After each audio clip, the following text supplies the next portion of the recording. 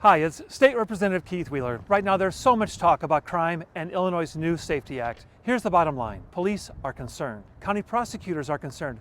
And that means both Republican and Democrat prosecutors. I am very concerned. On January 1st, over 100 violent offenders will be released from Kane and Kendall County jails, like right here, due to the Safety Act. Illinois Democrats know their law has big problems. But Chicago Democrats run the show in Springfield. They're willing to put our families, our communities, even our police at risk, just to save face before this election.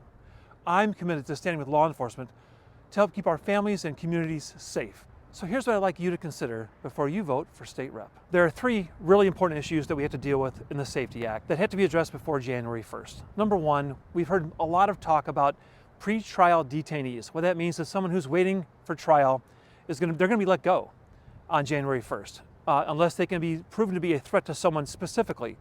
And the prosecutors and the sheriff's office have all said, this has got to change. We're going to put some, unfortunately, very dangerous people back on the street that really should be held while they're waiting for their trial. I'm here next to the Kane County Jail. Sheriff Ron Hain and State's Attorney Jamie Mosser both put out a statement saying that 82 dangerous individuals will be released on January 1st if we don't do something to fix the Safety Act. Now, that's a part of a no cash bail system. There are parts of this that we agree with. The problem is, this is a dangerous problem. That has to be addressed. The second thing I want to talk about has to do with the circuit clerks. They have a revenue stream that funds their office as part of the cash bail system now. Unfortunately, Springfield is taking that revenue stream away and not replacing it. What does that mean? Here in Kane County, the Kane County Board is already talking about a property tax increase to pay for the Safety Act. That's not right. If Springfield takes the revenue stream away from the county, we should replace it from Springfield. That hasn't happened yet. The third thing that's very important to me, a lack of clarity about whether or not defense attorneys can compel a victim to appear at a bond hearing. Now, to me, that's just patently unfair. In fact, I think it's immoral. A victim of a sexual assault should not have to face their attacker at a bond hearing. That's wrong.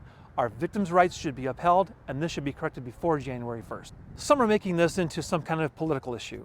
But I don't see it as a political issue when we're talking about 100 out of the 102 state's attorneys in the state of Illinois all expressing huge concerns about the Safety Act coming into effect before January 1st.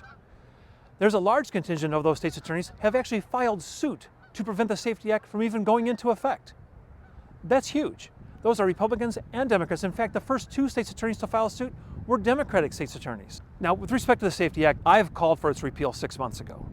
I am frustrated with how the bill arrived in the first place. We should not be taking huge steps in criminal justice reform in the middle of the night on the last day of veto session with no stakeholder input. Huge opposition from law enforcement, huge opposition from state's attorneys. Frankly, no one was at the table. This bill was jammed through on the last day of veto session. Not responsible governing at all.